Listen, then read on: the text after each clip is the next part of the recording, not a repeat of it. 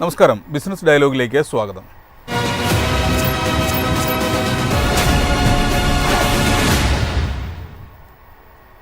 കേരള വികസനത്തിൻ്റെ ജീവനാഡിയാണ് നമ്മുടെ റോഡുകൾ. കേരളത്തിൽ 5 പുതിയ ദേശീയ പാതകൾ കൂടി വരുന്നു എന്ന് മന്ത്രി മുഹമ്മദ് റിയാസ് കഴിഞ്ഞ ദിവസം പ്രഖ്യാപിച്ചിരുന്നു. ഗതാഗത കുരുക്കും വർദ്ധിച്ചു വരുന്ന അപകടങ്ങളും കാലഹരണപ്പെട്ട നിർമ്മാണ രീതികളും നമ്മുടെ യാത്രകളെ ദുസ്സഹമാക്കുമ്പോൾ സംസ്ഥാനത്തെ ദേശീയപാത വികസനവും അടിസ്ഥാന സൗകര്യ വികസനത്തിലെ സാമ്പത്തിക ബാധ്യതയും വലിയ ചർച്ചാവിഷയമായി മാറുകയാണ്. അടുത്ത തലമുറയുടെ യാത്രകൾ സുരക്ഷിതമാക്കാനും സംസ്ഥാനത്തിൻ്റെ സാമ്പത്തിക വളർച്ച ഉറപ്പാക്കാനും റോഡ് വികസനം ഏത് ദിശയിലായിരിക്കണം? നിർമ്മാണത്തിലെ പാളിച്ചകൾ എവിടെയാണ്? റോഡ് സുരക്ഷ കേവലം നിർവഹണത്തിൽ ഒതുങ്ങുന്നുണ്ടോ? ഈ വിഷയമാണ് ഇന്ന് ബിസിനസ് ഡയലോഗ് ചർച്ച ചെയ്യുന്നത്.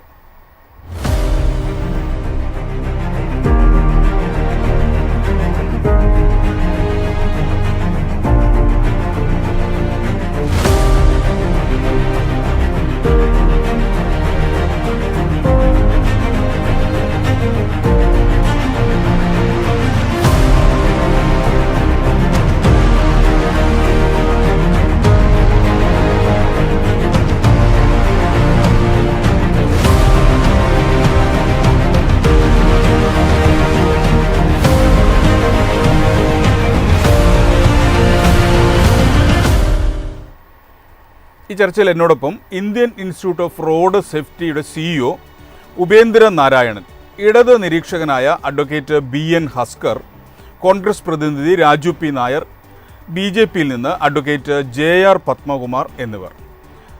ആദ്യം ശ്രീ ഉപേന്ദ്ര നാരായണൻ, കേരളത്തിലെ റോഡുകൾക്ക് ദേശീയ നിലവാരത്തിലുള്ള സുരക്ഷാ മാനദണ്ഡങ്ങൾ ഉറപ്പാക്കുന്നതിൽ എവിടെയാണ് പ്രധാനമായി വീഴ്ച സംഭവിക്കുന്നത്?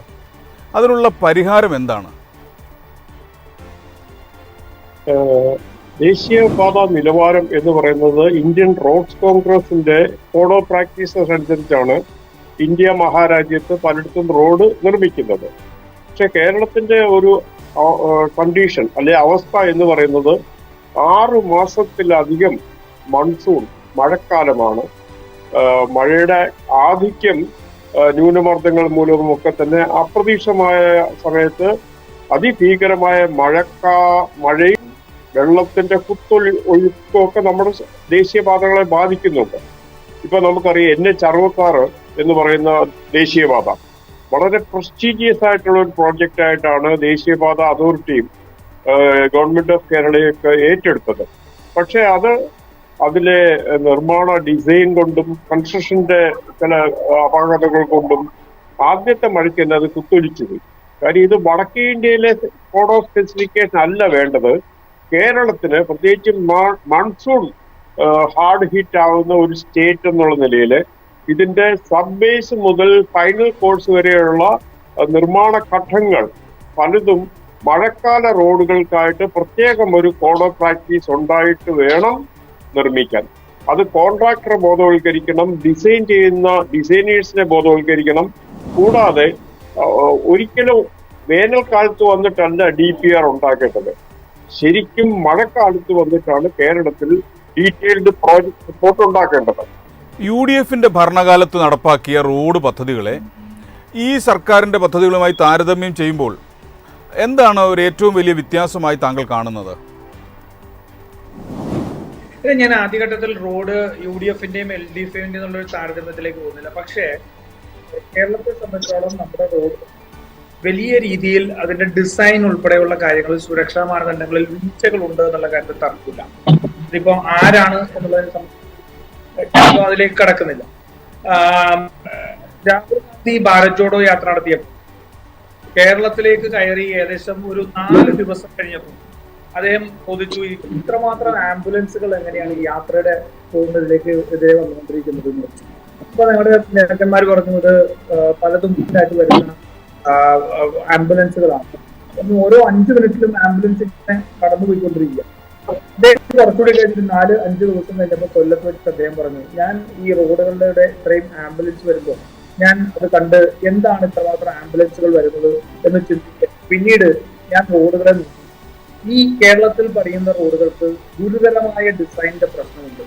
പല സ്ഥലങ്ങളിൽ നിന്ന് റോഡിലേക്ക് കടക്കുന്ന എൻട്രികൾ ഉൾപ്പെടെ സുരക്ഷാ മാനദണ്ഡങ്ങൾ ഉൾപ്പെടെ വലിയ ഗുരുതരമായ പ്രശ്നം ഈ റോഡിന്റെ ഡിസൈനിലുണ്ട്. അത് UDF എന്നോ LDF എന്നോ ഞാൻ പറയുന്നില്ല. പക്ഷെ എല്ലാവരും ഒരുമിച്ച് ചേർന്ന് ഈ റോഡിന്റെ ഡിസൈനിനെ സംബന്ധിച്ച് വളരെ കൃത്യമായിട്ടുള്ള ഒരു ധാരണയും ഒരു ചർച്ചയും ആവശ്യമാണെന്ന് പറഞ്ഞു. അപ്പോൾ അത്തരത്തിൽ കേരളത്തിലെ റോഡുകളിൽ പലപ്പോഴും ഹൈവേകളിൽ എല്ലാം എല്ലായിടത്തും റോഡുകളിലേക്ക് എൻട്രി വെച്ചുകൊണ്ട് റോഡുകൾ കൃത്യമായിട്ടുള്ള ഒരു സുരക്ഷാ മാനദണ്ഡങ്ങൾ ഏർപ്പെടുത്താതെ മുന്നോട്ട് പോകും. നമ്മുടെ ഒരു ജനസാന്ദ്രത വലിയ പ്രശ്നമാണ്. ജനങ്ങൾക്ക് ദൂരം സഞ്ചരിച്ചുകൊണ്ട് റോഡുകളെ മറികടക്കേണ്ട സാഹചര്യം, ഒരു വശത്ത് നിന്ന് മറ്റൊരു വശത്തേക്ക് പോകുമ്പോൾ നേരെ വന്ന് കയറണം എന്നാണ് എല്ലാവരുടെയും ചിന്ത. ആർക്കും കുറച്ച് സമയം അപ്പുറത്തേക്ക് പോയിട്ട് യൂട്ടേൺ എടുത്ത് വരാൻ ആരും സമ്മതിക്കുന്നില്ല, അല്ലെങ്കിൽ പറ്റുന്നില്ല. അവർ പലപ്പോഴും അത് പ്രക്ഷോഭങ്ങളായി മാറുന്നു. സ്വാഭാവികമായിട്ടും രാഷ്ട്രീയ നേതൃത്വത്തിന്റെയും ഉദ്യോഗസ്ഥ നേതൃത്വത്തിന്റെയും തലയിലേക്ക് ഈ പ്രക്ഷോഭങ്ങളുടെ സമ്മർദ്ദം വരുന്നു. അങ്ങനെ നമ്മൾ പലപ്പോഴും കോംപ്രമൈസ് ചെയ്ത് പോകുന്നുണ്ട്. 100 കിലോമീറ്റർ സ്പീഡിൽ പോകേണ്ട ഹൈവേയിൽ പോലും പലയിടത്തു നിന്ന് അപ്രതീക്ഷിതമായിട്ട് ആൾക്കാരും വാഹനങ്ങളും എല്ലാം കയറുന്ന രീതിയിൽ ആക്സസ് പോയിന്റുകൾ കട്ട് ചെയ്യാത്ത ഒരു വലിയ ഡിസൈനിന്റെ പ്രശ്നം കേരളത്തിലെ റോഡുകൾക്കുണ്ട്. അത് രാഷ്ട്രീയമായ അങ്ങോട്ടും ഇങ്ങോട്ടുമുള്ള ആരോപണങ്ങൾക്കപ്പുറം നമ്മുടെ ജനങ്ങളുടെ ജീവനും സ്വത്തിനും സംരക്ഷണം കൊടുക്കാൻ ബാധ്യതയുള്ള ഭരണ നേതൃത്വങ്ങൾ, അത് ഏതാണെങ്കിലും ആ ഭരണ നേതൃത്വങ്ങൾ ഇരുന്ന് ചർച്ച ചെയ്ത് അത് പരിഹരിക്കേണ്ട ഒന്നാണെന്നുള്ള കാര്യത്തിൽ യാതൊരു തർക്കവുമില്ല. അത് ഉണ്ടാവുന്നില്ല എന്നുള്ളത് തീർച്ചയായിട്ടും വലിയൊരു പ്രശ്നമാണ്. ഇപ്പൊ നാഷണൽ ഹൈവേയെ സംബന്ധിച്ച് പറഞ്ഞാൽ, നാഷണൽ ഹൈവേ പണിതതിൽ ഇത് കുറെ കൂടി അലംഭാവത്തോടു കൂടി, കാരണം ഒരു തരത്തിലും ഗൗരവത്തിലെടുക്കാത്ത രീതിയിൽ ഹൈവേ പണിതു എന്നുള്ളത് നമ്മൾ ചിന്തിക്കേണ്ടതായിട്ട് വരും. നമ്മളിപ്പോ കണ്ടതാണ് കോഴിക്കോട് ഉൾപ്പെടെ ഈ ഹൈവേകൾ ഇടിഞ്ഞു പോകുന്ന സാഹചര്യം ഉണ്ടായ മഴ വന്നപ്പോൾ. നേരത്തെ ഇവിടെ സൂചിപ്പിച്ച പോലെ റോഡുകൾ പണിയുമ്പോൾ ഒരു പൊതു മാനദണ്ഡത്തിന്റെ അടിസ്ഥാനത്തിൽ ചെയ്യാൻ കഴിയില്ല. കേരളത്തിൽ പ്രത്യേകിച്ചും, കാരണം ഇടനാടും അതുപോലെ തന്നെ നമ്മുടെ ഒരു ടെറൈൻ വ്യത്യാസമുണ്ട്, നമ്മുടെ മഴ വ്യത്യാസമുണ്ട്, മഴയുടെ കാലാവധി ഉണ്ടാവുന്ന എത്ര മാസം എന്നുള്ള സംബന്ധിച്ച് വ്യത്യാസമുണ്ട്.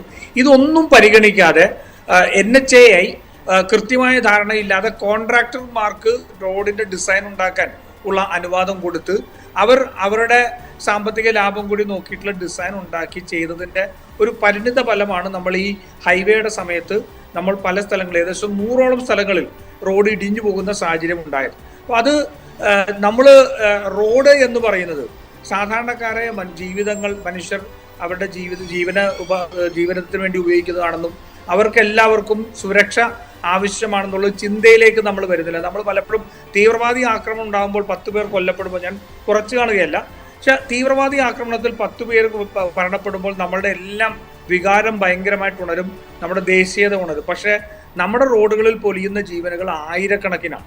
ജീവിതം നശിഞ്ഞു പോകുന്നവർ എന്ന് വെച്ചാൽ എഴുന്നേക്കാൻ പോലും കഴിയാതെ ഈ അപകടത്തിന്റെ ബാക്കി പത്രമായിട്ട് വരുന്നവർ 10,000-കണക്കിനാണ്. അതൊന്നും നമ്മളെ ഒരു ബാധിക്കുന്നില്ല എന്നുള്ളത് തീർച്ചയായിട്ടും വലിയ ആശങ്ക ഉണ്ടാക്കുന്നതാണ്. കേവലമായ രാഷ്ട്രീയത്തിനപ്പുറം ഒരു പൊതുധാരണ പ്രകാരം ഇത്തരത്തിൽ വലിയ രീതിയിലുള്ള ഒരു ചർച്ചയും നമ്മുടെ ടെറൈനനുസരിച്ച് നിർമ്മിക്കാൻ കഴിയുന്ന റോഡുകളെ സംബന്ധിച്ചുള്ള ധാരണയും പ്രവർത്തനവും ആവശ്യമാണെന്നുള്ളതാണ് എൻ്റെ ആദ്യത്തെ അഭിപ്രായം. രാഷ്ട്രീയമായ അഭിപ്രായം വേണമെങ്കിൽ പിന്നീട് നമുക്ക് പറയാം. ശ്രീ രാജു പി നായർ, കേരളത്തിൻ്റെ ഒരു ഭൂപ്രകൃതി അനുസരിച്ച് മറ്റൊരു തരത്തിലുള്ള റോഡ് വികസനം സാധ്യമാണോ? നിലവിലുള്ള റോഡ് വികസനത്തിന്റെ അപാകതകൾ എന്തൊക്കെയാണെന്നാണ് UDF കരുതുന്നത്? അല്ല, റോഡ് വികസനം കേരളത്തിൽ ഒരു വെല്ലുവിളി തന്നെയാണ്. കാരണം ഞാൻ സൂചിപ്പിച്ചതുപോലെ ഈ ജനസാന്ദ്രത വലിയൊരു ലാൻഡ് അവൈലബിലിറ്റി എന്ന് പറയുന്നത് വലിയൊരു പ്രശ്നമാണ്. ഇപ്പൊ നമുക്കറിയാം, ഇപ്പൊ NH66 എത്ര വർഷമായിട്ട് നമ്മുടെ പദ്ധതിയാണ്. ഇപ്പൊ 2010 മുമ്പ് 2006 കാലഘട്ടത്തിലൊക്കെ നമ്മൾ ഇതിനു മുമ്പ് തന്നെ നമ്മൾ പലപ്പോഴും ചർച്ച ചെയ്ത് കേരളത്തിലെ എല്ലാ രാഷ്ട്രീയ പാർട്ടികളും 30 മീറ്റർ മാത്രമായിട്ട് അത് ചുരുക്കണം എന്നുള്ള നിലപാടിലാണ്. CPM ആണെങ്കിലും കോൺഗ്രസ് ആണെങ്കിലും എല്ലാവരും 30 മീറ്റർ മാത്രമായിട്ട് ആ റോഡ് വീതി ചുരുക്കണം എന്നുള്ളതാണ്. കാരണം അതിന്റെ ഏറ്റവും പ്രധാനപ്പെട്ട പ്രശ്നം ഡിസ്പ്ലേസ്ഡ് ആയിട്ട് പോകുന്ന ആൾക്കാരുടെ. അപ്പം അത്തരത്തിൽ ഒരു എന്താ പറയുക, ഒരു പൊതു രാഷ്ട്രീയത്തിന്റെ ഒരു പ്രശ്നം സംഭവം ഇവിടെയുണ്ട്. അത് 2015 മുമ്പ് ഇവർക്ക് കൊടുക്കാൻ കഴിയുന്ന നഷ്ടപരിഹാരത്തിൽ വലിയ പരിധി ഉണ്ടായിരുന്നു. പക്ഷെ 2013 UK ഗവൺമെന്റ് മൻമോഹൻ സിംഗ് കൊണ്ടുവന്ന പുതിയ ഭൂമി ഏറ്റെടുക്കൽ നിയമപ്രകാരം കൂടുതൽ കോമ്പൻസേഷൻ നഷ്ടപരിഹാരം കൊടുക്കാൻ കഴിയുന്ന സാഹചര്യം ഭൂമി വിലയുടെ ഇരട്ടിയും 3 ഇരട്ടിയും ഒക്കെ ആയിട്ട് കൊടുക്കാൻ, അതുപോലെ വാടകക്കാർക്ക് ഒഴിഞ്ഞു പോകുമ്പോൾ ഇന്റീരിയർ ഇതിനുള്ള കടകൾക്ക് ഉള്ളത്. അങ്ങനെ ഒട്ടേറെ രീതിയിൽ കുറെ കൂടി വലിയ ഉദാരമായ രീതിയിൽ നഗരാധികാര പാക്കേജ് തയ്യാറാക്കാനുള്ള സാധ്യത ഉണ്ടായപ്പോഴാണ് റോഡ് വികസനത്തിന് കേരളത്തിൽ വേഗം വെച്ചത്.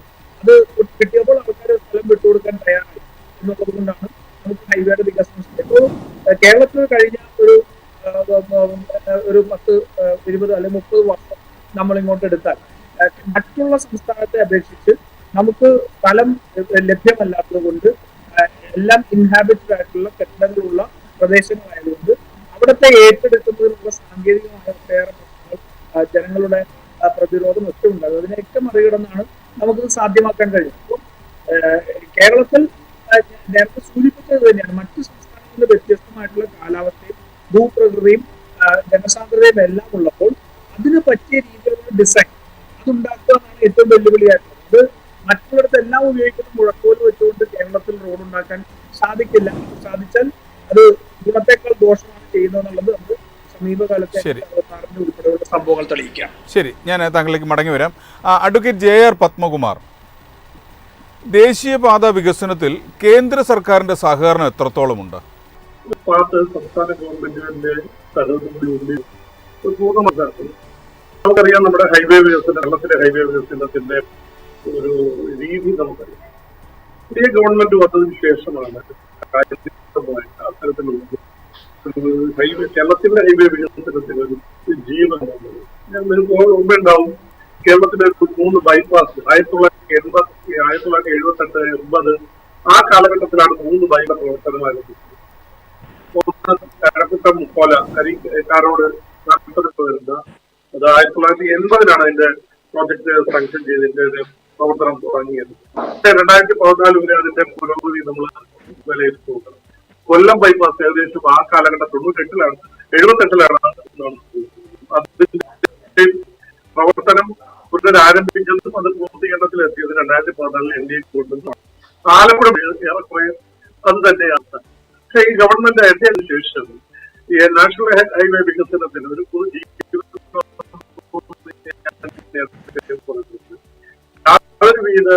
ഒരു വിവേചനവും കാണിക്കാതെ നമ്മുടെ ഇൻഫ്രാസ്ട്രക്ചർ ഡെവലപ്മെന്റ് അല്ലെങ്കിൽ നമ്മുടെ രാജ്യം തമ്മിൽ വളരണമെങ്കിൽ അതിന്റെ ഒരു ഇൻഫ്രാസ്ട്രക്ചർ ആക്സസ്, ഈ ട്രാൻസ്പോർട്ടേഷൻ, നമ്മുടെ ചരക്കുകളുടെ ഗതാഗത സൗകര്യം, അതുപോലെ ടൂറിസം മേഖലയുടെ വികസനം, ഇതെല്ലാം വികസിപ്പിച്ചെങ്കിൽ മാത്രമേ പറ്റുള്ളൂ എന്നുള്ളൊരു ധാരണ വലിയ രീതിയിലുള്ളൊരു പ്രവർത്തനമാണ് ദേശീയ തലത്തിൽ നാഷണൽ ഹൈവേയുടെ വികസിപ്പിച്ചത്. അത് തന്നെയാണ് കേരളത്തിലും ഉണ്ടായിട്ടുള്ളത്. കേരളത്തിൽ നിങ്ങൾക്ക് ഓർമ്മയുണ്ടാവുക, ഗ്ലോബൽ ഇൻവെസ്റ്റ്മെന്റ് മീറ്റിൽ നെടുങ്കണ്ടിയിൽ വന്നപ്പോൾ 3 ലക്ഷം കോടി രൂപയുടെ വികസന പദ്ധതിയാണ് പ്രഖ്യാപിച്ചത്. അതില് 31 പ്രോജക്ടുകളിലായിട്ട് അല്ലെങ്കിൽ ഒരു പ്രത്യേക തരം 50,000 കോടി രൂപ ഒരു പ്രത്യേക റോഡുകളുടെ വികസനത്തിന് വേണ്ടിയിട്ടും നമ്മൾ പ്രഖ്യാപിക്കുകയുണ്ടായിട്ടുണ്ട്. അപ്പോൾ ഒരു രീതിയിലുള്ളൊരു വിവേചനം കാണിക്കുന്നത് കേരളത്തിന്റെ വികസനത്തിന് വേണ്ടിയിട്ട്, ഒരു ഹൈവേ വികസനത്തിന് വേണ്ടിയിട്ട് കേന്ദ്ര ഗവൺമെന്റ് അതുവഴി സഹായിക്കുന്നുണ്ട്. സ്റ്റേറ്റ് ഗവൺമെന്റ് ഭാഗത്തു നിന്നുള്ള സഹകരണം ഉണ്ട് കഴിഞ്ഞാൽ വ്യത്യസ്തമായിട്ട് അത് പൂർണ്ണമായി ഒരു സെൻട്രൽ സ്റ്റേറ്റ് റിലേഷൻഷിപ്പ് ശക്തമായി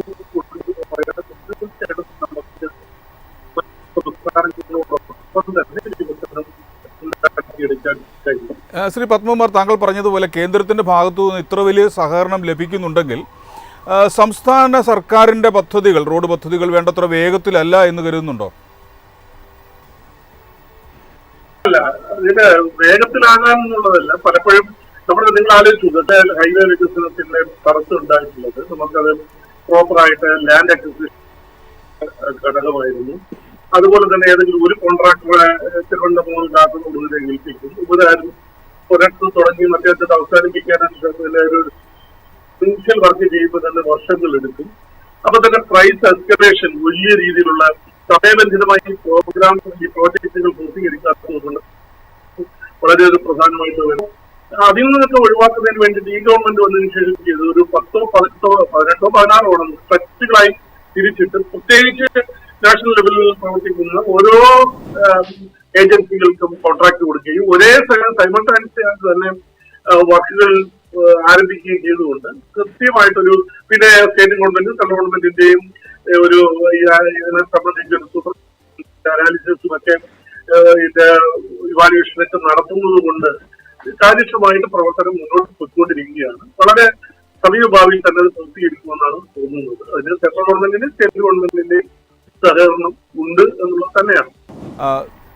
ശ്രീ ഉപേന്ദ്ര നാരായണൻ, റോഡുകളുടെ അലൈൻമെന്റ് അപകടങ്ങളിൽ എത്രമാത്രം പ്രധാനമാണ്? നമ്മുടെ ദേശീയപാതകളുടെ അലൈൻമെന്റ് പ്രോപ്പറായിട്ടല്ല ചെയ്യുന്നത്. അതിന്റെ പ്രധാനപ്പെട്ട ഒരു കാരണം എക്സ്പെർട്സിനെ കൊണ്ടല്ല ഇത് ഡിസൈൻ ചെയ്യിക്കുന്നത്. ഇതിപ്പോ സിവിൽ എഞ്ചിനീയറിംഗ് പാസ്സായ ആർക്കും, അപ്പോ ഈ കോൺട്രാക്ടർമാര് ലാഭം കൂട്ടാൻ വേണ്ടി അവർ തന്നെയാണല്ലോ ഡിസൈൻ ചെയ്യുന്നത്.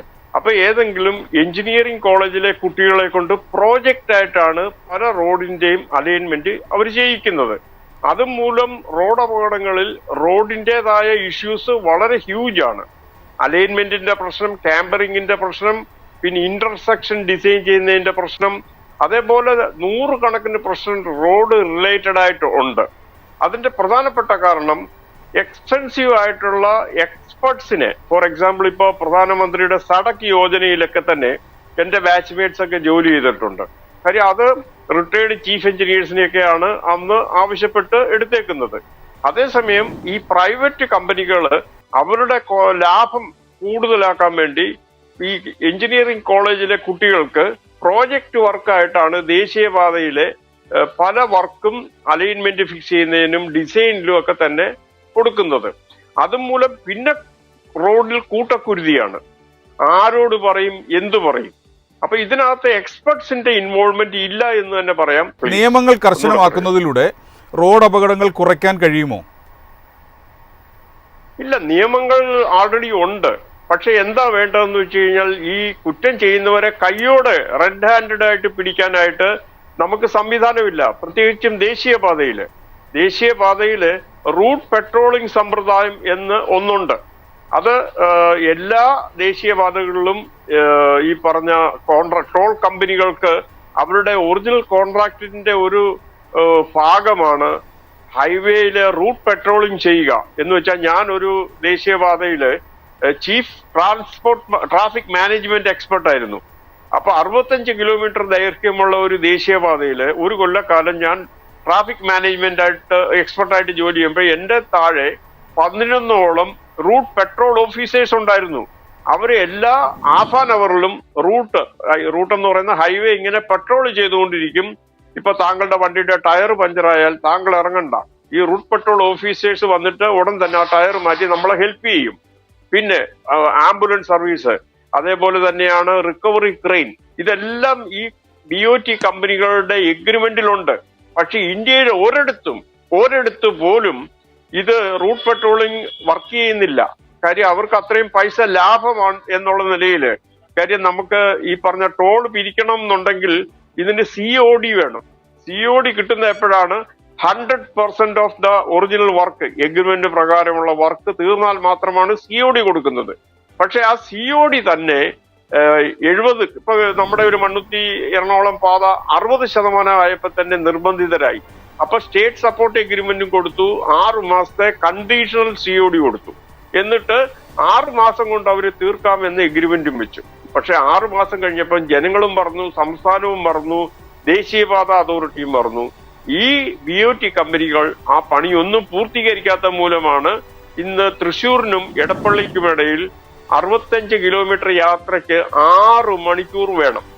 അപ്പോ ഇത് ടോള് കൊടുക്കുന്നവരുടെ ഒരു കൊള്ളയാണ് ഈ പറഞ്ഞ കമ്പനികൾ ചെയ്യുന്നത്. ഇതിന് ചോദിക്കാനും പറയാനും ആരുമില്ല. ശരി, ഞാൻ താങ്കളിലേക്ക് മടങ്ങി വരാം. ശ്രീ രാജു പി നായർ, ഒട്ടേറെ റോഡ് വികസന പദ്ധതികൾ നടപ്പിലാക്കിക്കൊണ്ടിരിക്കുകയാണ്. Hill highway, coastal highway, NH66 തുടങ്ങിയ പദ്ധതികൾ ഗതാഗതം കൂടുതൽ സുഗമമാക്കുകയും അതുവഴി ഗവൺമെന്റിന്റെ പ്രതിച്ഛായ ഉയർത്തുകയും ചെയ്യുന്നു. അല്ല, ഗവൺമെന്റിന്റെ പ്രതിച്ഛായ ഉയരുന്നതിന്റെ പേടിയല്ലല്ലോ ഇതിനകത്ത് ആത്യന്തികമായിട്ട് മനുഷ്യന് ബുദ്ധിമുട്ടില്ലാതെ സൗകര്യപൂർവ്വം യാത്ര ചെയ്യാൻ പറ്റുന്ന ഗതാഗത സൗകര്യം മെച്ചപ്പെടുത്തണം എന്നുള്ള കാര്യത്തിൽ തർക്കമില്ല. ഇൻഫ്രാസ്ട്രക്ചർ മറ്റു കൊടുക്കുന്നുണ്ടോ എന്നുള്ളതാണ് പ്രശ്നം. ഇവിടെ ഉപേന്ദ്ര സൂചിപ്പിക്കുകയുണ്ടായി, പെട്രോളിങ്ങിനെ സംബന്ധിച്ച് സൂചിപ്പിക്കാൻ. ഞാൻ ചോദിക്കട്ടെ, നമ്മൾ ഓടിച്ചുകൊണ്ടിരിക്കുന്ന റോഡ്, ആ റോഡിന്റെ സ്പീഡ് ലിമിറ്റ് എങ്ങനെയാണ്, എത്രയാണെന്ന് നമുക്കറിയാൻ എന്ത് മാർഗമാണുള്ളത്? റോഡിന്റെ അരികിൽ വെച്ചിരിക്കുന്ന ഏതെങ്കിലും ഒരു സാധനം അത് മുഴുവൻ കാട് കയറി പിടിച്ച് തീരും. നമ്മൾ പോയി കഴിഞ്ഞ് നമ്മളുടെ ഏതെങ്കിലും ക്യാമറയിൽ പെട്ട് നമ്മളുടെ ഇതിൽ ഒരു ഫൈൻ വന്നു കഴിയുമ്പോഴാണ് നമ്മൾ അറിയുന്നത് അവിടുത്തെ സ്പീഡ് എത്രയായിരുന്നു. ആ സ്പീഡ് കൃത്യമായിട്ട് ബോധ്യപ്പെടുത്തുന്ന രീതിയിൽ റോഡുകളിൽ മാർക്കാൻ, വിദേശ രാജ്യങ്ങളിലെല്ലാം ആ സ്പീഡ് ലിമിറ്റ് മാർക്ക് ചെയ്യുന്നത് അവർക്ക് മനസ്സിലാക്കാൻ കഴിയുന്ന രീതിയിൽ റോഡുകളിലാണ്. അതല്ലെങ്കിൽ അതിനുള്ള വാർണിംഗ് സിഗ്നൽസ് ഉണ്ട്, ലൈറ്റ് ഡിസ്പ്ലേ സിസ്റ്റംസ് ഉണ്ട്. ഇതൊന്നുമില്ലാതെ ഇവരെങ്ങനെയെങ്കിലും ഒന്ന് ലംഘിക്കുവോ എന്ന് നോക്കി അതിന്റെ പേരിൽ ഫൈൻ അടിക്കാനൊന്നും നോക്കി നിൽക്കുന്ന ഒരു ഭരണ സംവിധാനം പോലെയാണ് കേരളത്തിലെയും ഇന്ത്യയിലെയും എല്ലായിടത്തും ഇത് പ്രവർത്തിച്ചുകൊണ്ടിരിക്കുന്നത്. മറിച്ച് ഇവർക്ക് ഏറ്റവും അടിസ്ഥാനപരമായിട്ടുള്ള വാർണിംഗ്സ് കൊടുക്കാനും അത് കഴിഞ്ഞും ലംഘിക്കുന്നവരാണ് കുറ്റവാളികൾ. ഇത് അറിയാതെ കുറ്റം ചെയ്തു പോകുന്നവരായിട്ട് കേരളത്തിലെ റോഡുകളിൽ നിന്ന് ജനം മാറിക്കൊണ്ടിരിക്കും. കാരണം ഒരു വാർണിംഗ് സിഗ്നലും ഇല്ല. എത്ര കിലോമീറ്റർ സ്പീഡാണ് ഒരു റോഡിൽ നോട്ടിഫൈ ചെയ്തേക്കണമെന്ന് അറിയില്ല. നമ്മൾ അറിയാതെ നമ്മൾ ഇപ്പോ പുതിയ ഹൈവേ ഉണ്ടാകുമ്പോഴത്തേക്ക് 120 കിലോമീറ്റർ സ്പീഡ് വരെ പോകാമെന്ന് നേരത്തെ നമ്മൾ കേട്ടു. നമ്മളിപ്പോ പോയി കഴിഞ്ഞാൽ 90 കിലോമീറ്റർ സ്പീഡാണ് ഇപ്പോൾ ലിമിറ്റാണ് പുതിയ നിയമം. ഈ 90 കിലോമീറ്റർ സ്പീഡാണുള്ളത് എവിടെയെങ്കിലും എഴുതി വെക്കുന്നുണ്ടോ? ഇതൊന്നുമില്ല. അപ്പൊ അവിടെ സിഗ്നൽസും അവിടെ ഡിസ്പ്ലേ സിസ്റ്റം വരും എന്നൊക്കെ പറഞ്ഞു. അത് എത്രയാണ് മിനിമം മാക്സിമം സ്പീഡ് എന്നുള്ളതിനെ സംബന്ധിച്ച് പറയുന്നില്ല. പിന്നെ നമ്മുടെ ലൈസൻസിങ് സിസ്റ്റം ഉൾപ്പെടെ റോഡിനെ സംബന്ധിച്ച് യാതൊരു വിധത്തിലും ഒരു ജനാധിപത്യപരമായിട്ട് ചിന്തിക്കുന്ന അല്ലെങ്കിൽ പ്രവർത്തിക്കുന്ന ഒരു രീതിയല്ല സാഹചര്യത്തിലേക്ക്. ശ്രീ രാജു പി നായർ, അതുപോലെ തന്നെ കിഫ്ബിയുടെയും മറ്റും ധനസഹായത്തോടെയുള്ള ഈ റോഡ് പദ്ധതികൾ ദീർഘകാലത്തേക്ക് സംസ്ഥാനത്തിന് സാമ്പത്തിക ബാധ്യത വരുത്തുന്നുവെന്ന് പ്രതിപക്ഷം കരുതുന്നുണ്ടോ? നോക്കൂ, കിഫ്ബി എന്ന് പറയുന്നത് തന്നെ ഏറ്റവും വലിയൊരു ബാധ്യതയാണ്.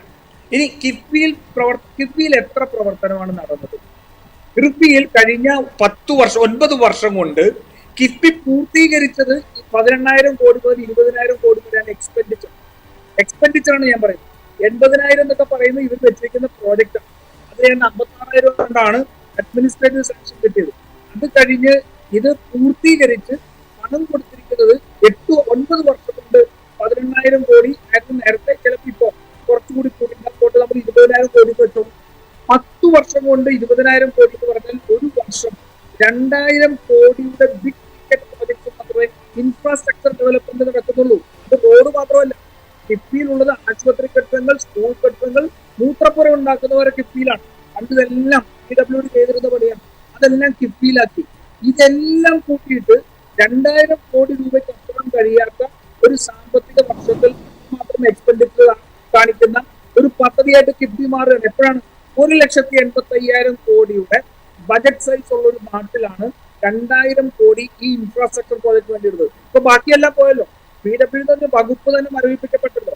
എല്ലാം കിഫ്ബിയിലാണ്. ബഡ്ജറ്ററി പ്രൊവിഷൻസിനെ ബൈപ്പാസ് ചെയ്തുകൊണ്ട് ടെൻഡറിംഗ് പ്രോസസ്സിൽ അട്ടിമറി നടത്തിക്കൊണ്ട് പ്ലാൻ സബ് പ്ലാനുകളെല്ലാം അട്ടിമറിച്ച് SCPയും TSPയും എല്ലാം അട്ടിമറിച്ച് ഇതെല്ലാം പ്രോജക്റ്റുകളാക്കി മാറ്റി ചെയ്യുന്ന സംഭവമായിട്ട് മാറിയിട്ട് പോലും കേരളത്തിൽ അത്രയും പണം ചെലവാക്കിയിട്ടില്ല എന്നുള്ളത് ഏറ്റവും വലിയൊരു ഒരു പരാജയം തന്നെയാണ്. അത് കിഫ്ബി എന്ന് പറയുന്നത് തന്നെ വലിയ ഒരു പരാജയത്തിന്റെ ഉദാഹരണം, ഒരു വെള്ളാനയാണ് എന്നുള്ള കാര്യത്തിൽ യാതൊരു സംശയവുമില്ല. അഡ്വക്കേറ്റ് JR പത്മകുമാർ, സംസ്ഥാന റോഡ് വികസനത്തിന് കേന്ദ്ര ഏജൻസിയായ നാഷണൽ ഹൈവേ അതോറിറ്റിയുടെ സാങ്കേതിക സഹായം കൂടുതൽ ഉപയോഗപ്പെടുത്താൻ സാധിക്കാത്തത് എന്തുകൊണ്ടാണ്? കേന്ദ്ര ഗവൺമെന്റിന്റെ ഹൈവേ അതോറിറ്റിയുടെ സാങ്കേതിക റോഡ് വികസനം നടക്കുന്നത് ഗവൺമെന്റിന്റെ ഒരു പങ്കാളിത്തവും സൂപ്പർവിഷനും ഉണ്ട് എന്നുള്ളതാണ്. അതിന്റെ പൂർണ്ണമായും ചുമതല സെൻട്രൽ ഗവൺമെന്റിന്റെ അതോറിറ്റിക്ക് തന്നെയാണ്. സെൻട്രൽ റോഡ് ഇൻഫ്രാസ്ട്രക്ചർ ഡിപ്പാർട്ട്മെന്റ് ഇതെല്ലാം കൂടി തന്നെ ചേർന്നിട്ടാണ്. അപ്പൊ എല്ലാ സൂപ്പർവിഷൻ കിട്ടാത്തത് എന്ത് എന്നുള്ള ക്വസ്റ്റ്യൻ ഉദിക്കുന്നത്. സൂപ്പർവിഷനും സംസ്ഥാന ഗവൺമെന്റിന്റെയും പങ്കാളിത്തത്തിൽ തന്നെയാണ് നടക്കുന്നത്. ശരി, വ്യക്തമാണ്. ശ്രീ ഉപേന്ദ്ര നാരായണൻ, താങ്കൾ പറഞ്ഞതുപോലെ തന്നെ അശാസ്ത്രീയമായ റോഡ് നിർമ്മാണവും അതുപോലെ തന്നെ ഡ്രൈവർമാരുടെ ശ്രദ്ധക്കുറവും മറ്റും കേരളത്തിലെ അപകടങ്ങളിൽ പ്രധാന പങ്ക് വഹിക്കുന്നുണ്ടല്ലോ. ഇതിന് എന്താണ് ഒരു പരിഹാരം? അതായത് നമ്മളുടെ ഹൈവേ പെട്രോളിംഗ് സിസ്റ്റം വളരെയേറെ മോഡേണൈസ് ചെയ്യേണ്ടതായിട്ടുണ്ട്. 2002 കേരളത്തിൽ ആദ്യമായിട്ട് ഹൈവേ പോലീസ് സിസ്റ്റം വരുന്നത്. 2003 മുതൽ ഞാൻ അവരുടെ പരിശീലകനായിരുന്നു. അന്നുള്ള പരാധീനതകൾ തന്നെയാണ് ഇന്നും ഉള്ളത്. ദേശീയപാത അതോറിറ്റി ചെയ്യേണ്ടത് അവരുടെ ടോൾ പാതകൾ റൂട്ട് പെട്രോളിംഗ് ചെയ്യാനുള്ള ഒരു പരിപാടി ഇല്ലാത്ത സ്ഥിതിക്ക് അത്തരം വാഹനങ്ങൾ വാങ്ങാനുള്ള ഫണ്ടും അത്തരം റൂട്ട് പെട്രോൾ ഓഫീസർമാർക്ക് കൊടുക്കേണ്ട സാലറിയും നമ്മുടെ ഹൈവേ പോലീസിന് കൊടുത്ത് ഫിനാൻഷ്യലി അവരെ സ്ട്രോങ് ആക്കണം. പിന്നെ മോസ്റ്റ് മോഡേൺ വാഹനങ്ങൾ ഇപ്പൊ US-ലും UK-ലും ജർമ്മനിയിലും ഉള്ള മാതിരി ഹൈവേ പെട്രോൾ ഫോഴ്സിനെ മോഡേണൈസ് ചെയ്ത് കേരളത്തിൽ ഒരു 500ഓളം ഹൈവേ പെട്രോൾ വാഹനങ്ങൾ വേണം. അപ്പൊ അതിനുള്ള മാൻ പവർ വേണം, അവർക്ക് വേണ്ട ട്രെയിനിങ് വേണം, ആ വാഹനം ഫുള്ളി എക്വിപ്ഡ് ആയിരിക്കണം. അതിനൊക്കെ ധാരാളം ഫണ്ട് വേണ്ടി വരും. ഇപ്പോ നമ്മൾ പറഞ്ഞല്ലോ 7% GDP വേസ്റ്റ് ആകുകയാണ് റോഡ് ആക്സിഡൻസിൽ. നമുക്കത് അത് കുറയ്ക്കണമെങ്കിൽ ഓൾ ഓവർ ഇന്ത്യയിലെ ഹൈവേ പെട്രോൾ സിസ്റ്റം ഞാൻ എന്നിട്ട് 2012 അന്നത്തെ ഓസ്കർ ഫെർണാണ്ടസ് സാറിന് എങ്ങനെയാണ് റൂട്ട് പെട്രോളിംഗ് നടത്തേണ്ടത്, എങ്ങനെ ഡ്രോൺ ഉൾപ്പെടെയുള്ള ഒരു വാഹനത്തിന്റെ ഡിസൈൻ കൊടുത്തിരുന്നു. എന്നിട്ട് ദേശീയപാത നെറ്റ്വർക്ക് മുഴുവനായിട്ട് ഒരു ഹൈവേ പെട്രോൾ സിസ്റ്റം ഇൻട്രൊഡ്യൂസ് ചെയ്യണം എന്ന് പറഞ്ഞ് അതിന്റെ പ്രോജക്ട് റിപ്പോർട്ടും അതിന്റെ മാൻ പവർ യൂട്ടിലൈസേഷനും അത് എത്ര ഫൈൻ കളക്ട് ചെയ്യാം, എത്ര മാൻ പവർ വേണം എന്നുള്ള കാര്യങ്ങളെല്ലാം ഡിസൈൻ ചെയ്ത് കൊടുത്തിട്ട് ഒരു മറുപടി പോലും കിട്ടിയില്ല. വീണ്ടും ഇപ്പൊ ശ്രീ നിതിൻ ഗഡ്കരി മന്ത്രിയായപ്പോ ഞാൻ അദ്ദേഹത്തിനും കൊച്ചി എയർപോർട്ടിൽ വെച്ച് കൊടുത്തു, ഒരു മറുപടി പോലും കിട്ടിയില്ല. അപ്പൊ ഏറ്റവും അവഗണിക്കപ്പെട്ട ഒന്നാണ് ട്രാഫിക് ലോ എൻഫോഴ്സ്മെന്റ്. അത് ടോട്ടലി ഒബ്സലേറ്റ് ആണ്, ഔട്ട്ഡേറ്റഡ് ആണ്. ഇനി അവരെ നന്നാക്കണമെങ്കിൽ നമുക്കൊരു നാഷണൽ ലെവലിൽ ഒരു യൂണിവേഴ്സിറ്റി വേണം. ഇപ്പൊ ഈ പോലീസ് ഉദ്യോഗസ്ഥന്മാരെക്കാൾ കൂടുതൽ വിവരം വണ്ടി ഓടിക്കുന്ന ഡ്രൈവർമാർക്കുണ്ട് ട്രാഫിക്കിനെ പറ്റി. അപ്പൊ പോലീസ് ഉദ്യോഗസ്ഥന്മാരെ ബോധവൽക്കരിക്കണമെങ്കിൽ അക്കാഡമികൾ വേണം, മാൻ പവർ വേണം, സാമ്പത്തികം വേണം. അത് ഗവൺമെന്റ് ഓഫ് ഇന്ത്യയാണ് ആ സാമ്പത്തികം കൊടുക്കേണ്ടത്. അപ്പൊ അല്ലാതെ എക്വിപ്ഡ് അല്ലാത്ത വാഹനം ഇപ്പൊ തന്നെ ഈ പറഞ്ഞ ഭൂട്ടാൻ വാഹനങ്ങൾ പിടിക്കാനായിട്ട് ഒരു ബുദ്ധിമുട്ടുമില്ല. ഇപ്പൊ നമ്മുടെ വാഹനത്തിൽ എൻഫോഴ്സ്മെന്റ് വാഹനത്തില് ഒരു ലാപ്ടോപ്പ് ഉണ്ടാകണം. അപ്പൊ അതിന് നമ്മളിപ്പോ ഒരു നമ്പർ പ്ലേറ്റ് സ്കാൻ ചെയ്ത് കഴിഞ്ഞാൽ നമുക്ക് അറിയാൻ പറ്റും അതിന്റെ ഫുൾ ഹിസ്റ്ററി. അങ്ങനെയൊക്കെ നമ്മൾ മോഡേണൈസ് ചെയ്തില്ലെങ്കിൽ റോഡ് അപകടങ്ങൾ കൂടും, ഗതാഗത കുരുക്ക് കൂടും. പിന്നെ കേരളം ഒരു കൺസ്യൂമർ സ്റ്റേറ്റ് ആണ്, അതും മനസ്സിലാക്കണം. രാജ്യത്തിന്റെ പല ഭാഗത്തു നിന്നും മെറ്റീരിയൽസ് കൊണ്ടുവന്നാലേ നമുക്ക് കഞ്ഞി കുടിച്ച് ജീവിക്കാൻ പറ്റുള്ളൂ, വീട് പണിയാൻ പറ്റുള്ളൂ, ഡ്രസ് ഇട്ട് നടക്കാൻ പറ്റുള്ളൂ.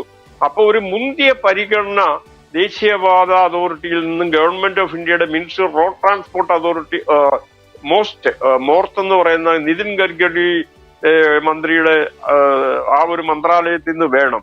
പക്ഷെ കേരളത്തിലെ തീർത്തും അവഗണിച്ചേക്കുകയാണ്. നമ്മളൊരു ഒഴിഞ്ഞ തെക്കൻ മൂലയിൽ ഇങ്ങനെ കിടക്കുന്നല്ലാണ്ട് ദേശീയപാതയുടെ സ്റ്റാൻഡേർഡില് ഒരു ഹൈവേ പോലും കേരളത്തിൽ വന്നിട്ടില്ല എന്ന് ദുഃഖപൂർവ്വം പറയട്ടെ.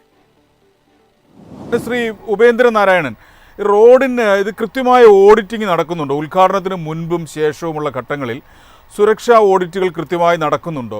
ആവർത്തിച്ചുള്ള ഡിസൈൻ പിഴവുകൾ എന്തൊക്കെയാണ്? അതായത് ഇത് കൂടുതലും ഈ BOT കമ്പനികൾ they are most friendly with the BOT companies. ഒരു ഉദാഹരണം പറയാം. മണ്ണുത്തി എടപ്പള്ളി റോഡ് 65 കിലോമീറ്ററിന്റെ ടോൾ നിശ്ചയിച്ചു. എന്നിട്ട് ഞാൻ ഒറിജിനൽ എഗ്രിമെന്റ് കണ്ടതാണ്. അതായത് 2014 ട്രാഫിക് ഡെൻസിറ്റി അനുസരിച്ച് 6 വരി പാതയാക്കാമെന്നാണ് എഗ്രിമെന്റിൽ വെച്ചേക്കുന്നത്. ഇന്ന് വരെ അതിനുള്ള പണി നടന്നിട്ടില്ല. 2010 എഗ്രിമെന്റ് വെച്ചിട്ടുള്ള അണ്ടർപാസും ഓവർപാസും സർവീസ് റോഡ് പോലും പൂർത്തീകരിച്ചില്ല എന്ന് പറയുമ്പോൾ നാം കേരളക്കാര് ഒരു വാഹനം വാങ്ങിക്കുമ്പോൾ, ഇപ്പോൾ ഞാൻ ഒരു പ്രീമിയം കാർ വാങ്ങുന്ന ആളാണെങ്കിൽ 21% ആണ് ലൈഫ് ടാക്സ് ആയിട്ട് സ്റ്റേറ്റിന് കൊടുക്കുന്നത്. പിന്നെ എന്തുമാത്രം സെസ്, ടാക്സ്, ഡ്യൂട്ടിയൊക്കെ നമ്മൾ കൊടുക്കുന്നുണ്ട്. അപ്പൊ കേരളത്തിലെ കൺസ്യൂമേഴ്സിനെ ഏറ്റവും കൂടുതൽ ചീറ്റ് ചെയ്യുന്നത് ഗവൺമെന്റ് ഓഫ് ഇന്ത്യയുടെ തെറ്റായ നയങ്ങളും അവര് അവഗണിച്ചേക്കാണെന്ന് പറയുന്നതിൽ എനിക്ക് ദുഃഖമുണ്ട്. കാര്യം ഇപ്പൊ ഇതൊരു കേസ് സ്റ്റഡി ആയിട്ട് നിങ്ങൾക്ക് വേണേ എടുക്കാം. ഈ 65 കിലോമീറ്റർ ടോൾ പാത കേരളത്തിൽ ആദ്യമായിട്ട് വന്നതാണ്.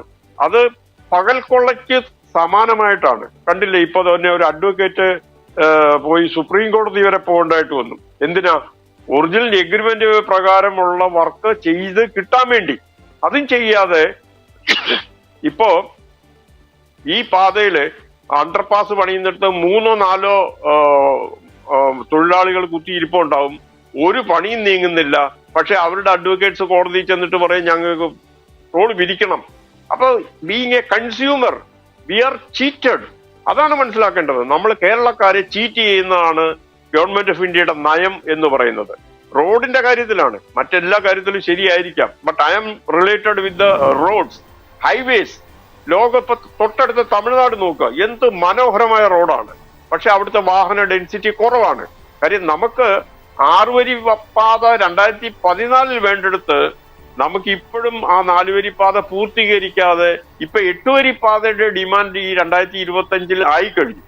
അപ്പൊ നമ്മളുടെ മൂവ്മെന്റ് 100 km/h പകരം നമുക്ക് ബഹുമാനപ്പെട്ട സുപ്രീം കോടതി ചീഫ് ജസ്റ്റിസ് പറഞ്ഞത് അദ്ദേഹത്തിന് ഈ 65 കിലോമീറ്റർ യാത്ര ചെയ്യാൻ 6 മണിക്കൂർ വേണം എന്ന് പറഞ്ഞാൽ നമുക്ക് 10 km/h ഈ ടോള് കൊടുക്കുന്ന ഹൈവേയിൽ കിട്ടുന്നുള്ളൂ സാരം. ശരി, അഡ്വക്കേറ്റ് JR പത്മകുമാർ, ശ്രീ ഉപേന്ദ്രനാരായണൻ പറഞ്ഞത് കേന്ദ്ര സർക്കാർ കേരളത്തിലെ ജനങ്ങളെ ചീറ്റ് ചെയ്യുന്നുവെന്നാണ്. എന്താണ് മറുപടി? നാഷണൽ ഹൈവേ എന്ന് പറയുമ്പോൾ കാസർഗോഡ് മുതൽ കളിയിക്കാവിളവരല്ല, കളിയിക്കാവിളയ്ക്ക് അപ്പുറവും തലമടി കാസർഗോഡിന് അപ്പുറവും ഉണ്ട്. അവിടെയെല്ലാം നാഷണൽ ഹൈവേ വികസനം നടക്കുന്നുണ്ട്. അവിടെ ഈ ഒരു സ്റ്റാൻഡേർഡിൽ കാര്യങ്ങൾ നടക്കുന്നുണ്ട്. നാഷണൽ ഹൈവേ അതോറിറ്റിയുടെ ഒരു യൂണിഫോം സ്റ്റാൻഡേർഡാണ്. അപ്പൊ കേരളത്തിൽ വരുമ്പോൾ നടന്നില്ല എങ്കിൽ കേരളത്തിൽ അത് എന്താണ് പ്രശ്നം എന്നുള്ളത് മനസ്സിലാക്കുന്നത് സെൻട്രൽ ഗവൺമെന്റ് നയങ്ങളല്ലല്ലോ. മറ്റ് എത്രയോ മഹാരാഷ്ട്രയില്, നമ്മുടെ മധ്യപ്രദേശില് എല്ലാം സുന്ദരമായിട്ടുള്ള റോഡുകളല്ലേ നടന്നത്. ഇതിന്റെ ഹൈസ്പീഡ് ഹൈവേ ഒക്കെ വന്നിട്ടുണ്ട്. നോക്കണം, അതൊക്കെ നാഷണൽ ഹൈവേ അതോറിറ്റിയുടെ പ്രവർത്തനത്തിന്റെ ഫലം തന്നെയാണ്. അപ്പൊ അവിടെ ഈ കളിച്ചോളയ്ക്ക് ഇപ്പുറവും കാസർഗോഡിന് ഇപ്പുറവും മാത്രമേ ഈ പ്രശ്നമുണ്ടെങ്കിൽ അത് ഇന്ത്യ ഗവൺമെന്റിന്റെ അല്ലെങ്കിൽ നാഷണൽ ഹൈവേ അതോറിറ്റിയുടെ കുഴപ്പം കൊണ്ടാണെന്ന് പറയില്ല. അതെന്താണെന്ന് എല്ലാവർക്കും അറിയാവുന്ന കാര്യമാണ്. കേരളത്തില് എന്താണ് സംഭവിക്കുന്നത്, എങ്ങനെയാണ് ഹൈവേക്ക് പ്രവർത്തനം നടത്തുന്നത്, ലാൻഡ് അക്വിസിഷൻ എങ്ങനെയാണ് നടക്കുന്നത്, ഓരോ സ്ഥലത്തുള്ള പ്രശ്നങ്ങൾ എന്താണ് എന്നുള്ളത്. പിന്നെ റോഡ് ആക്സിഡന്റിനെ സംബന്ധിച്ചിടത്തോളം ഒക്കെ നമുക്കറിയാം, അതൊരു ട്രാഫിക് അവയർനെസ് ഉണ്ടാക്കിയെടുത്താലേ പറ്റും. അത് നമുക്കറിയാം. 6 വരി പാതയിൽ 3 വരി ഉള്ള സ്ഥലത്തിൽ ഏറ്റവും ഹൈസ്പീഡ് ലൈനിൽ കൂടി ട്രാക്കിൽ കൂടെ പോകുന്നതായിരിക്കും നമ്മുടെ ബൈക്ക്, ഓട്ടോറിക്ഷ. ഏറ്റവും അതുപോലെ തന്നെ വലിയ കണ്ടെയ്നറുകളെല്ലാം പോകുന്നത് ഈ ഹൈസ്പീഡ് ട്രാക്കിലായിരിക്കും. സ്പീഡിൽ വരുന്ന വാഹനങ്ങൾ പോകുന്നത് 1ാമത്തെ ട്രാക്കിലായിരിക്കും. ഏറ്റവും സ്പീഡ് കുറച്ച് പോകണം. അപ്പൊ അതിന്റെയൊക്കെ ഒരു അവയർനെസ് ഉണ്ടാക്കിയെടുക്കേണ്ടത് നമ്മുടെ സംസ്ഥാനത്തെ ഗവൺമെന്റിന്റെയും നമ്മുടെ ജനങ്ങളുടെയും എല്ലാവരുടെയും ഒരു ഉത്തരവാദിത്വമാണ്. അതിന് സെൻട്രൽ ഗവൺമെന്റിന്റെ പോളിസി കൊണ്ടാണ് ഈ കാര്യങ്ങളൊക്കെ സംഭവിക്കുന്നത് എന്നുള്ളതിനെ സംബന്ധിച്ച്. പിന്നെ കേരളത്തിലെ ഹൈവേയിൽ നിന്ന് ടോൾ പിരിവിന് വരുമ്പോൾ ഒരു 60% പൂർത്തീകരിക്കുമ്പോൾ അവർക്ക് ടോൾ പിരിക്കാതെ അതിനാണ് ജനപ്രതിനിധികളിലൂടെ ഉള്ളത്. അവർ ആ കാര്യത്തിൽ ഇടപെടേണ്ടതായിട്ടുണ്ട്. ഓരോ നമ്മുടെ ജനങ്ങളെ പ്രശ്നങ്ങൾ വരുന്നു, ജനപ്രതിനിധികൾ ഇടപെടുകയും ആ പ്രശ്നങ്ങൾ തന്നെ വേണം.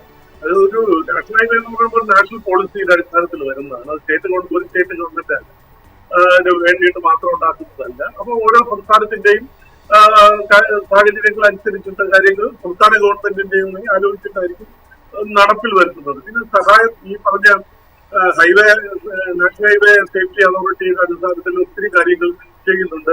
യൂണിഫോം ആയിട്ടുള്ള ഒരു ടോൾ നമ്പർ ആക്സിഡന്റ് ആംബുലൻസ് സർവീസിനെ സംബന്ധിച്ചൊക്കെ ഉണ്ട്. അതൊക്കെ എത്രമാത്രം പ്രായോഗികമായി നടക്കുന്നുണ്ട് സംസ്ഥാനത്ത് അത് ഇതാണ്. പിന്നെ റോഡ് സുരക്ഷയ്ക്ക് വേണ്ടിയിട്ട് സംസ്ഥാനങ്ങൾക്ക് ധാരാളം ഫണ്ട് അനുവദിക്കുന്നുണ്ട്. ആ ഫണ്ട് കാര്യക്ഷമമായി ഉപയോഗിക്കുന്നത് സംസ്ഥാന ഗവൺമെന്റ് ഹൈവേ ഗവൺമെന്റിന്റെ ജോലിയാണ്. ഹൈവേ പട്രോളിക്കുന്നവർക്ക് എന്തെല്ലാം ഫെസിലിറ്റീസ് ഒക്കെ വേണം എന്നുള്ള കാര്യങ്ങളൊക്കെ റോഡ് സേഫ്റ്റി വിഭാഗം അനുവദിക്കുന്ന ഫണ്ട് അനുസരിച്ച് അത് വകവെച്ച് കൊടുക്കേണ്ട സംസ്ഥാന ഗവൺമെന്റിന്റെ ഡ്യൂട്ടിയാണ്. ഇപ്പൊ സെൻട്രൽ ഗവൺമെന്റിന് വേണ്ടിയിട്ട് ഹൈവേ പട്രോളിങ്ങിന് വേണ്ടിയിട്ട് പ്രത്യേകിച്ചൊരു ഫോഴ്സിനെ രൂപീകരിക്കുന്നതിന് വേണ്ടി ഒരു സംസ്ഥാനത്തിന് വേണ്ടിയിട്ട് അത് ഉണ്ടാക്കാൻ കഴിയുമെന്ന് എനിക്ക് തോന്നുന്നില്ല. ആണെങ്കിൽ പൊതുവായി സംസ്ഥാനവും സെൻട്രലും എല്ലാവരും കൂടി യോജിച്ചത് ജനങ്ങളുടെ പ്രശ്നമാണ് എന്നുള്ളത് ആ ഒരു ധാരണയുടെ അടിസ്ഥാനത്തിൽ കുറച്ച് മുന്നോട്ട് കൊണ്ടുപോകുന്നതായിരിക്കും. സെൻട്രൽ ഗവൺമെന്റിന്റെ പോളിസി ആണെങ്കിൽ ഈ പ്രശ്നങ്ങളെല്ലാം മറ്റു സംസ്ഥാനങ്ങളിൽ ഉണ്ടാവണം.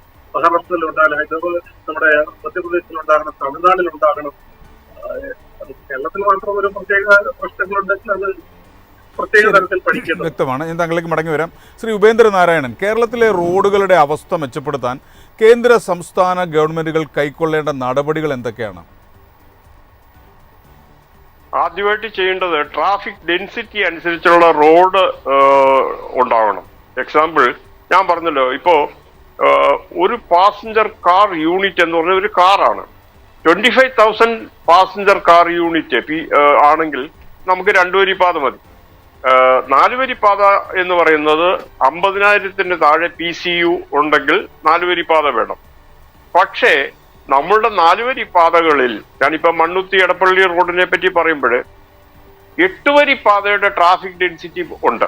അതായത് ഏകദേശം 90,000 passenger car unit per day ആണ് കടന്നു പോകുന്നത്.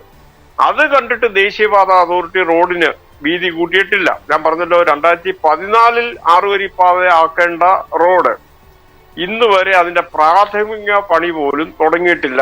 2010 തുടങ്ങിയ പണി പോലും ഈ പൂർത്തീകരിച്ചിട്ടില്ല. അപ്പൊ ഇത് ആരുടെ കുറ്റമാണ്? അതേപോലെ തന്നെ ശ്രീ പത്മകുമാർ പറഞ്ഞു, കേരളത്തില് മാത്രമല്ല, ഈ 1,78,000 പേര് ഓൾ ഓവർ ഇന്ത്യ മരിക്കുന്നെങ്കിൽ ദേശീയപാത അതോറിറ്റിയില് അവർക്ക് റൂട്ട് പെട്രോളിംഗ് സമ്പ്രദായം അപ്പാടെ നിന്നുപോയി. ആർക്കു വേണ്ടി? ഈ ടോൾ പിരിക്കുന്ന കള്ള കമ്പനികൾക്ക് ലാഭം ഉണ്ടാക്കാൻ വേണ്ടി ഉപരിതല ഗതാഗത മന്ത്രാലയം കണ്ണടച്ചേക്കുകയാണ്. മനുഷ്യന്റെ ജീവൻ രക്ഷിക്കാൻ ഈ ദേശീയപാതയിൽ ഒന്നും തന്നെ ഇല്ല. അവിടെ എന്തും നടക്കും. അങ്ങനെയും മറ്റും ടോൾ പിരിക്കാൻ പാടുണ്ടോ? അപ്പൊ തമിഴ്നാട്ടിൽ ചെന്നാലും മധ്യപ്രദേശിൽ ചെന്നാലും ഇന്ത്യയുടെ ഏത് രാജ്യത്ത് ചെന്നാലും റോഡ് ഉണ്ടാക്കിയിട്ടുണ്ട്. പക്ഷെ അതിനകത്ത് സേഫ് റോഡ്സ് ഉണ്ടോ? റോഡ് ഫർണിച്ചർ ഉണ്ടോ? ഒരു ആംബുലൻസ് ഉണ്ടോ? ഒരു റിക്കവറി ക്രെയിൻ ഉണ്ടോ? ഒന്നുമില്ല. വണ്ടി ഇടിച്ചു കിടന്നാൽ ഡോഗ് മരിക്കുന്ന മാതിരി അവിടെ കിടക്കും, മരിച്ചു പോവും, കഷ്ണങ്ങളായി പോവും. ഇത്രയേ ഉള്ളൂ. ഇതിലൊന്നും ഒരു there is no logic on this. പറയുമ്പോൾ നിങ്ങൾ റോഡ് പണിയുക, ഞങ്ങൾ ടോളും ടാക്സും ഒക്കെ തന്നിട്ടല്ലേ നിങ്ങൾ പണിയുന്നേ. കേരളത്തിനോട് എന്താണ് ഇത്ര അവഗണന? എന്തുകൊണ്ട് കേരളത്തിൽ ട്രാഫിക് ഡെൻസിറ്റി അനുസരിച്ചുള്ള റോഡ് പണിയാൻ നിങ്ങൾക്ക് സാധിക്കുന്നില്ല? ഞാനിപ്പോ സ്റ്റേറ്റിനെയും കുറ്റം പറയുന്നില്ല, ദേശീയപാത അതോറിറ്റിയും കുറ്റപ്പെടുന്നില്ല. പക്ഷെ നിങ്ങൾ കേരളത്തിനെ കാണുന്നത് രണ്ടാനമ്മയെ കാണുന്ന പോലെയാണെന്ന് ഞാൻ പറയേണ്ടി വരും. കാര്യം റോഡ് സേഫ്റ്റിക്ക് വേണ്ടി ഞാൻ പ്രവർത്തിക്കുന്നത്, ഞാൻ പല നിർദ്ദേശങ്ങളും കൊടുത്തിട്ട് ഞാൻ ദേശീയ അവാർഡ് വാങ്ങിയ ഒരാളാണ്. ഈ ഡിസ്ട്രിക്റ്റില് ഞാൻ ഇരിക്കുന്ന എറണാകുളം റൂറലില് 30% ആക്സിഡന്റ് കുറച്ചതിനാണ് എനിക്ക് ദേശീയ അവാർഡ് കിട്ടിയത്. അപ്പോ ഇത് ദേശീയ തലത്തിൽ എനിക്ക് ഇംപ്ലിമെന്റ് ചെയ്യണമെന്ന് പറഞ്ഞ് അപേക്ഷ കൊടുത്തു.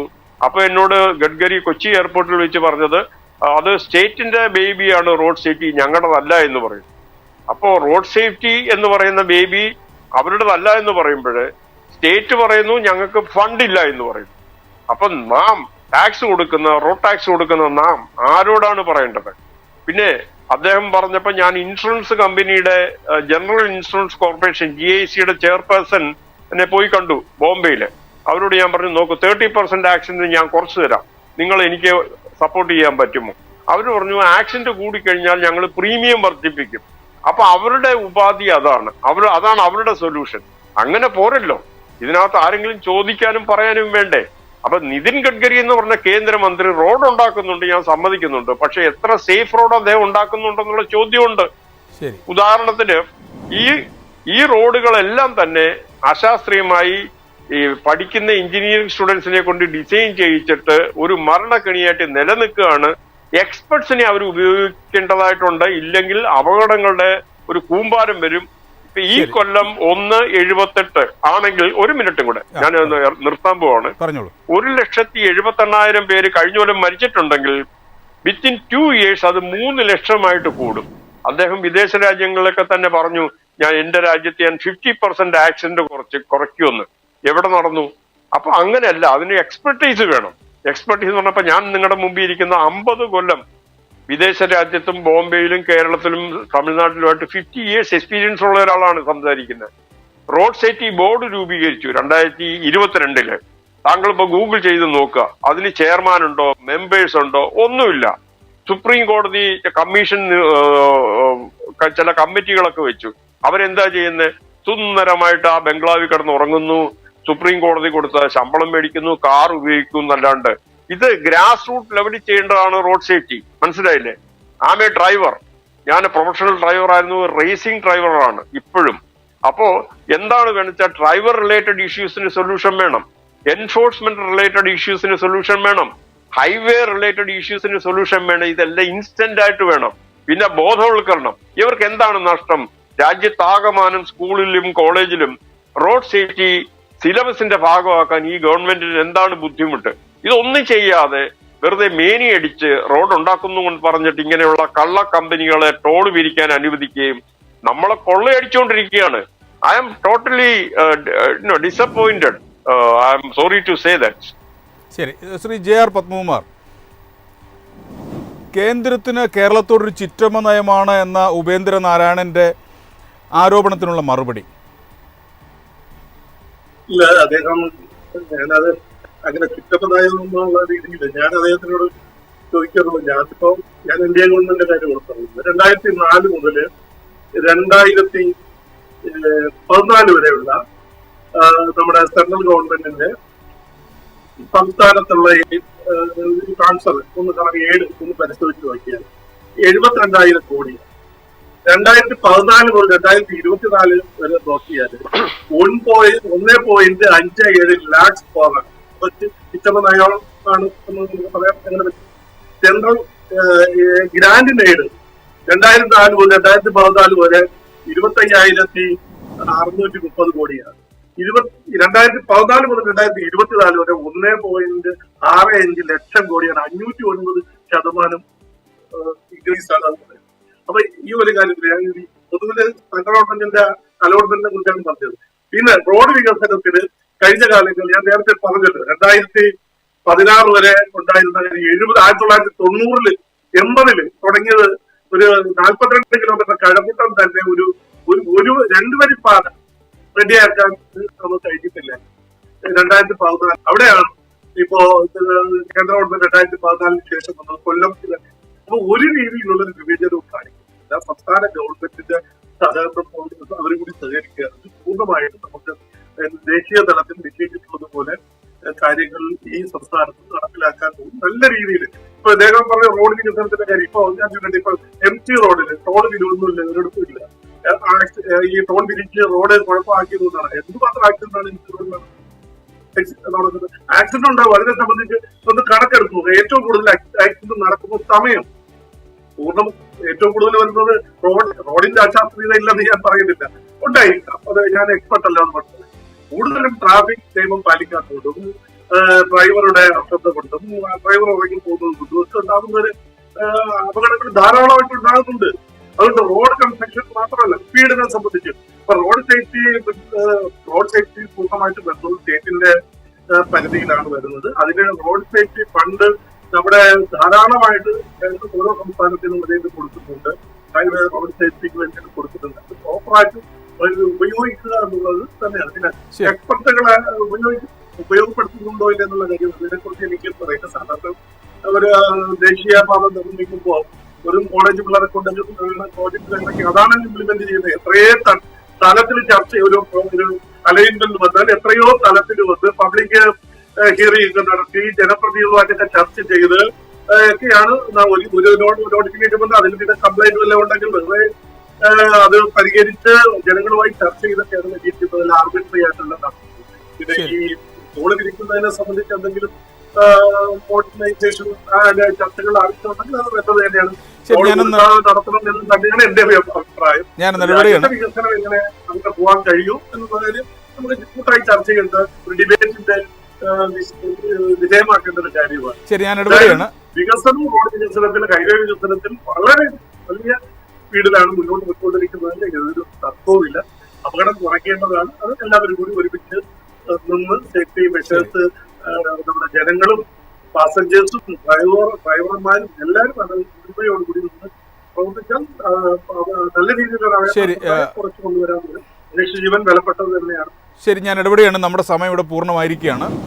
കേരളത്തിൻ്റെ റോഡ് വികസനം കേവലം ടാർ ചെയ്യുന്നതിലോ പാലം പണിയുന്നതിലോ ഒതുങ്ങുന്നില്ല എന്ന് ഈ ചർച്ച അടിവരയിടുന്നു. റോഡ് നിർമ്മാണത്തിലെ ഗുണനിലവാരം, ഭൂമി ഏറ്റെടുക്കലിലെ സമയബന്ധിതമായ പ്രവർത്തനം, സുരക്ഷാ മാനദണ്ഡങ്ങൾ, കൂടാതെ കേന്ദ്ര സംസ്ഥാന സർക്കാരുകൾ തമ്മിലുള്ള ഏകോപനം എന്നിവയെല്ലാം ഈ വിഷയത്തിൽ പരമപ്രധാനമാണ്. രാഷ്ട്രീയ പാർട്ടികൾ റോഡ് വികസനത്തെ ഒരു തെരഞ്ഞെടുപ്പ് വിഷയമായി മാത്രം കാണാതെ ദീർഘകാല സുരക്ഷാ പദ്ധതിയായും സാമ്പത്തിക ബാധ്യത കുറയ്ക്കുന്നതിനുള്ള മാർഗമായും കാണേണ്ടതുണ്ട്. സാങ്കേതികവിദ്യയുടെ സഹായത്തോടെ അശാസ്ത്രീയമായ നിർമ്മാണ രീതികൾ മാറ്റി കാൽനടക്കാർക്ക് പോലും പ്രാധാന്യം നൽകുന്ന സുരക്ഷിതമായ രൂപകൽപ്പനയിലേക്ക് നമ്മൾ മാറേണ്ടതുണ്ട്. ബിസിനസ് ഡയലോഗ് ഇവിടെ പൂർണ്ണമാകുന്നു. ചർച്ചയിൽ പങ്കെടുത്ത Raju P Nair, advocate JR Padmakumar, Upendra Narayanan, നന്ദി. മറ്റൊരു വിഷയവുമായി അടുത്ത ആഴ്ച കാണാം. നമസ്കാരം.